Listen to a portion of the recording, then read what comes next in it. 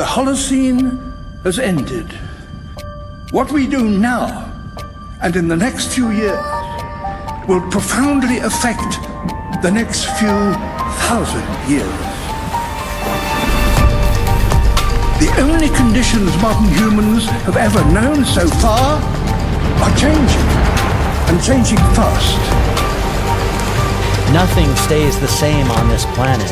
Everything changes. The Earth is going into one of these jumps, and you don't know what is going to be on the other side of those jumps. The Earth is always jumping.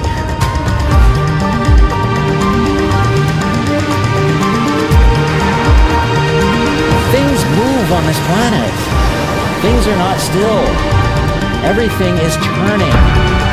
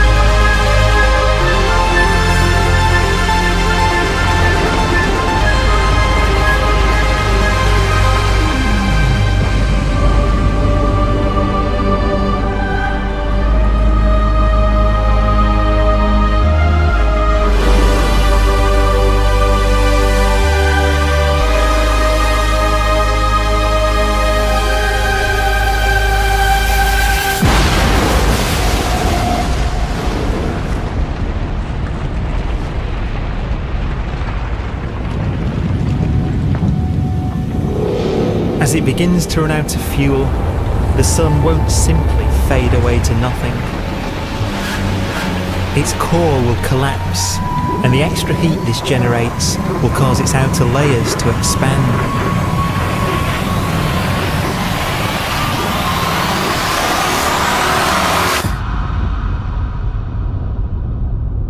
The sun is now dead. Its remains slowly cooling in the freezing temperatures of deep space.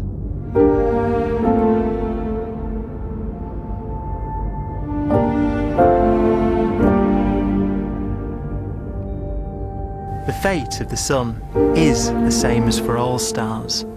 One day they must all eventually die, and the cosmos will be plunged into eternal night.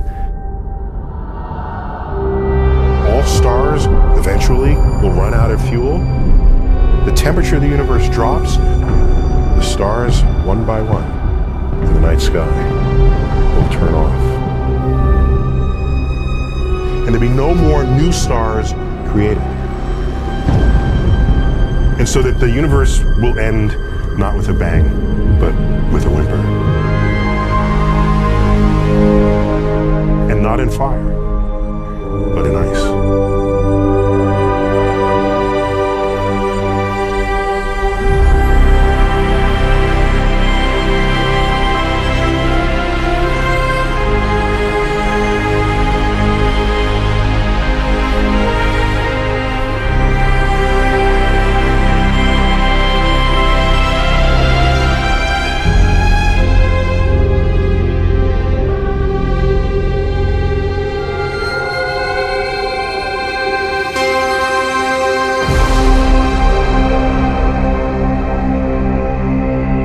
With no fuel left to burn, a white dwarf's faint glow comes from the last residual heat from its extinguished furnace.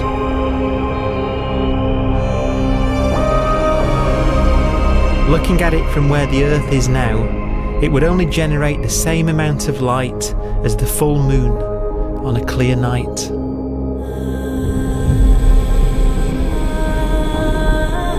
The faint glow of white dwarfs will provide the only illumination in a dark and empty void littered with dead stars and black holes.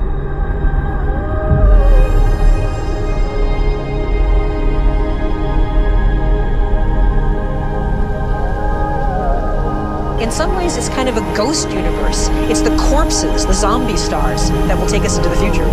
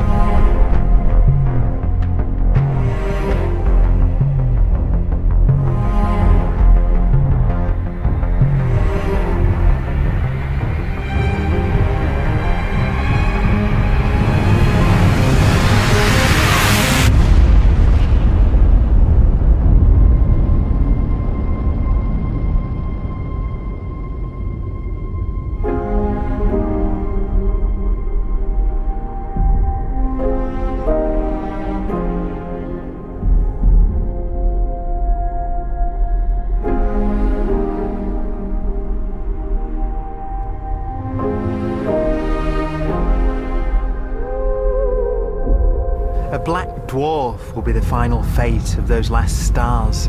White dwarfs that have become so cold that they barely emit any more heat or light.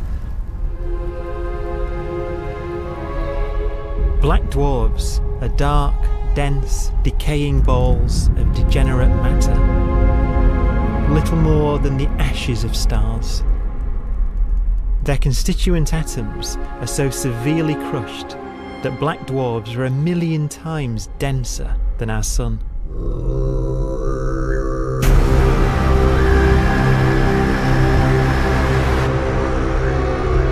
Stars take so long to reach this point, we believe there are currently no black dwarfs in the universe.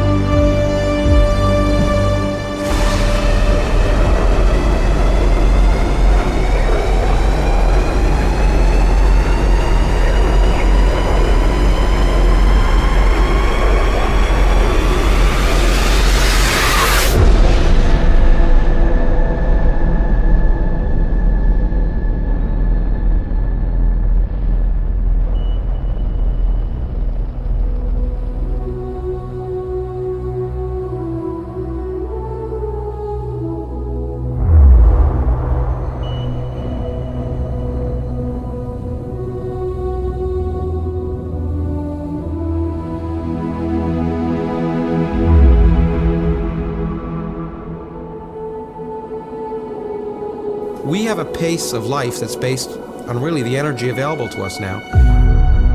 You could imagine living conscious systems which have a very different pace and therefore can extend out at least a lot farther than you'd imagine otherwise. You could have a living system where if it had a thought every 10 trillion years, that would seem normal. Even if our life dies out, one could imagine at some time arbitrarily far in the future, a fluctuation occurs which allows intelligent life to exist again for a little while. So you might have islands in time of intelligence.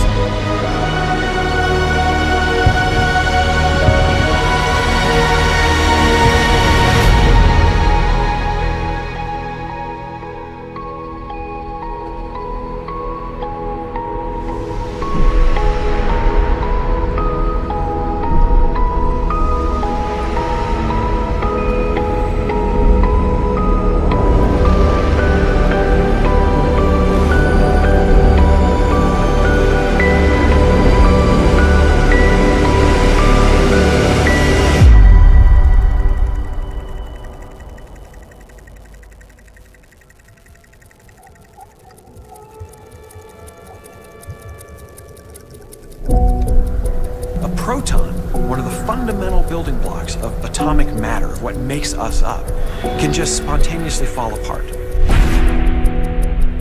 Any material that evades the pull of a black hole eventually dies away as its protons disintegrate.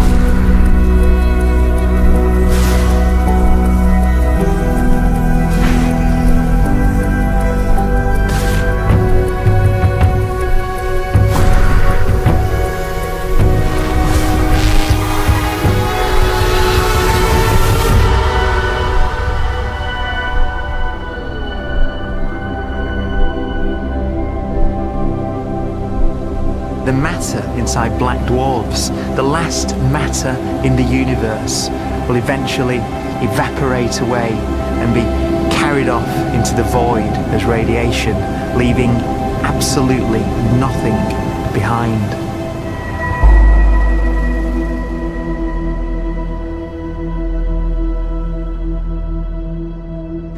With the black dwarfs gone, there won't be a single atom of matter left. All that will remain of our once rich cosmos will be particles of light and black holes.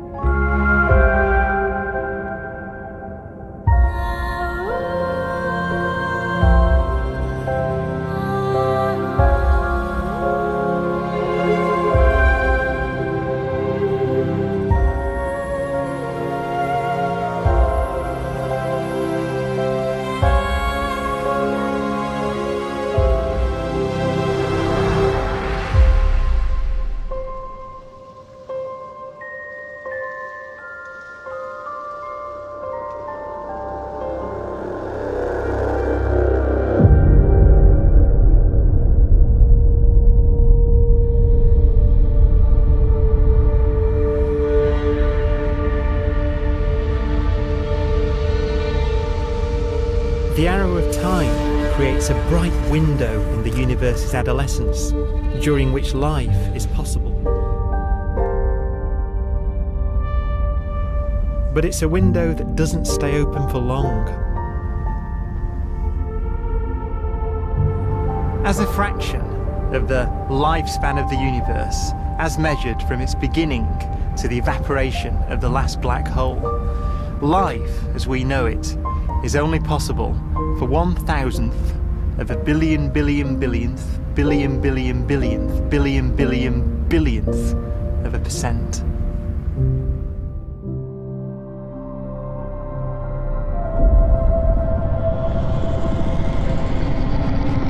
Black holes become the fundamental building block of the universe.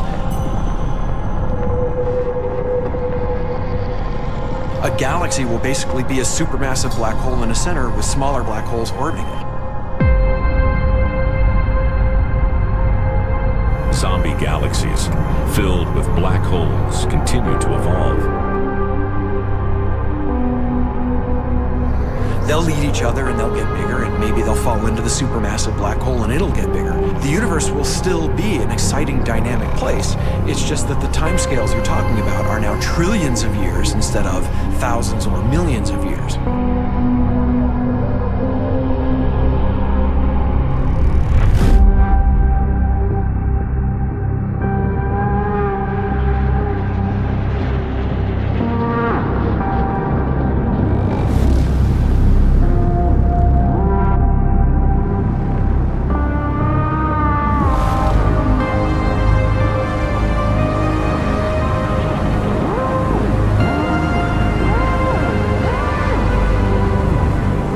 Black holes can bang on space-time like mallets on a drum.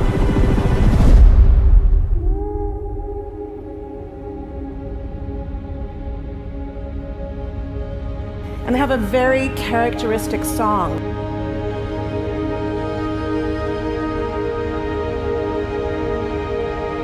Imagine two black holes that have lived a long life together. At the end of their lives, they're going around each other, crossing thousands of kilometers in a fraction of a second. As they do so, they leave behind in their wake a ringing of space, an actual wave on space-time.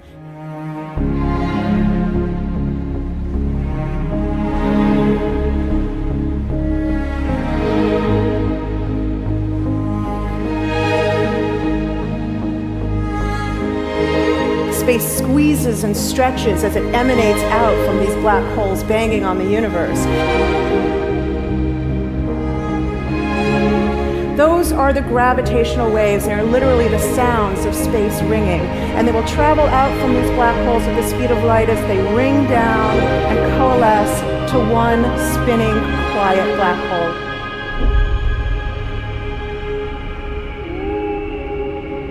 If you were standing near enough, your ear would resonate with the squeezing and stretching of space. You would literally hear the sound.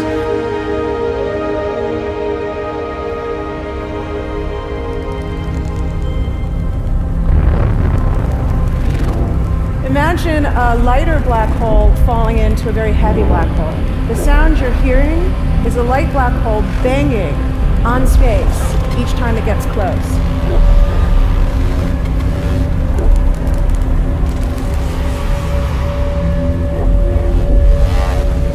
As it falls in, it gets faster and it gets louder.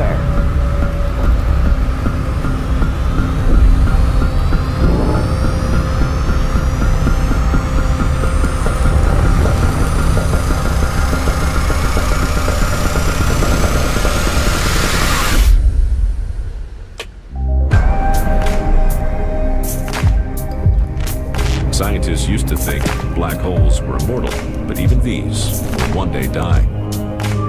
Now we're talking about timescales of unimaginable length, quadrillions of years into the future.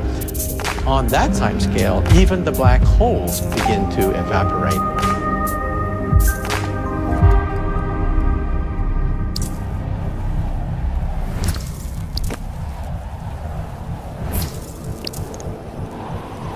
According to quantum mechanics, space is filled with virtual particles, antiparticles, that are constantly materializing in pairs, separating, coming together again, and annihilating each other.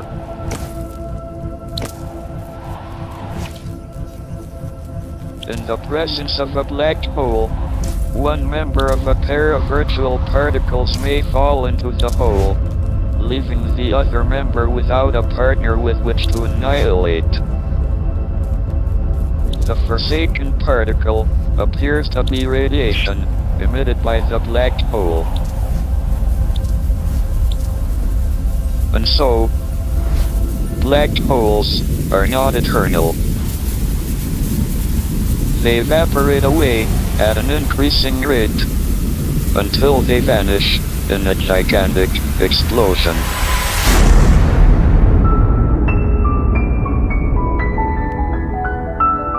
Quantum mechanics has allowed particles and radiation to escape from the ultimate prison, a black hole.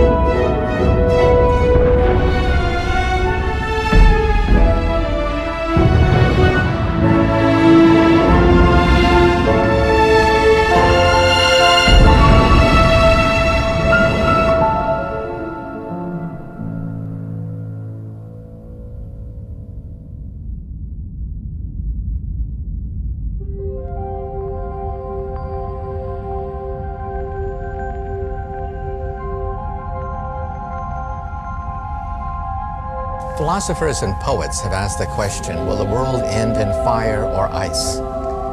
We can now give an answer. The latest evidence shows that the universe is not slowing down, but it's speeding up out of control. And the universe, we think, will die in ice. Trillions upon trillions of years from now. Empty space itself has energy. In every little cubic centimeter of space, whether or not there's stuff whether or not there's particles, matter, radiation, or whatever, there is still energy, even in the space itself. And this energy, according to Einstein, exerts a push on the universe. What is the weird stuff that's accelerating the universe? We call it dark energy. And this stuff is the dominant stuff of the universe. Almost 3/4 of the matter-energy content of the universe is this dark energy. And we don't know what it is. Dark energy, unlike matter or radiation, does not dilute away as the universe expands. This has crucial implications for what the universe is going to do in the future. So what will be the future of the universe? Well, if the dark energy remains dominant and repulsive, the universe will expand forever.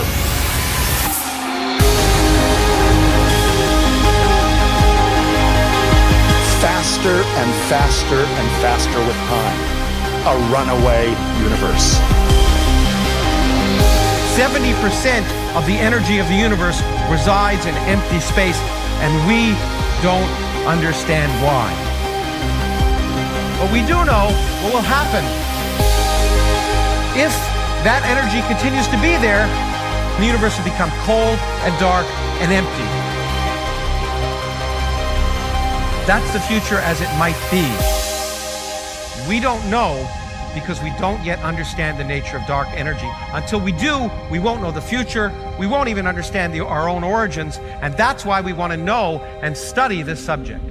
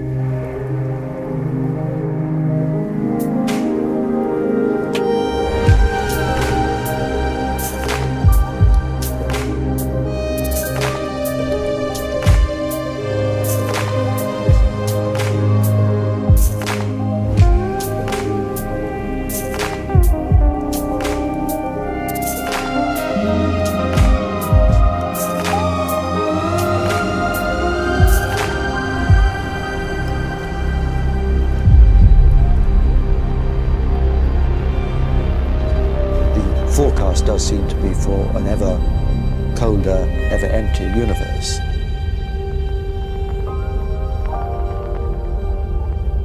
But then, of course, we have to ask, could that end lead to a new beginning? And there are ideas whereby what actually is the end of our universe could in some sense be linked to the beginning of a new one.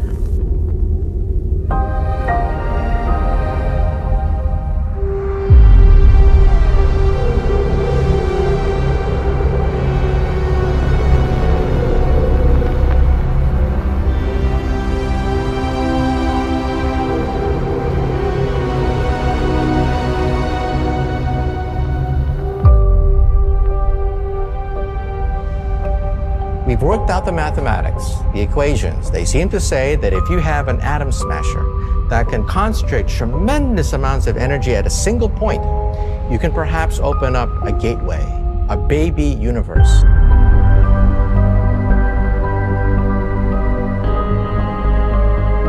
Facing the death of everything there is, this perhaps is their only possibility of escape. And this also raises a very intriguing possibility, sheer speculation of course, that perhaps any universe that has intelligent life in it will create baby universes, will create lifeboats, and proliferate child universes. So an evolution may take among universes in the multiverse. Survival of the fittest may take place. So those universes which do not have intelligent life are infertile. They have no children. But Those universes that have mild temperatures, stars like us, would create civilizations that could open up child universes, and they would then proliferate.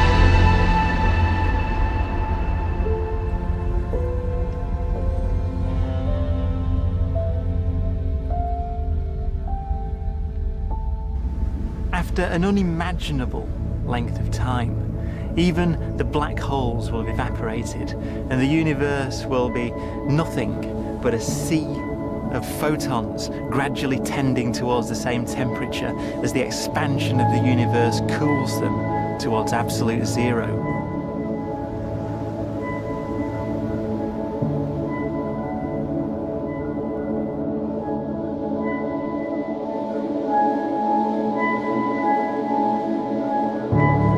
Once the very last remnants of the very last stars have finally decayed away to nothing, and everything reaches the same temperature, the story of the universe finally comes to an end. For the first time in its life, the universe will be permanent and unchanging. Entropy finally stops increasing because the cosmos cannot get any more disordered. Nothing happens, and it keeps not happening forever.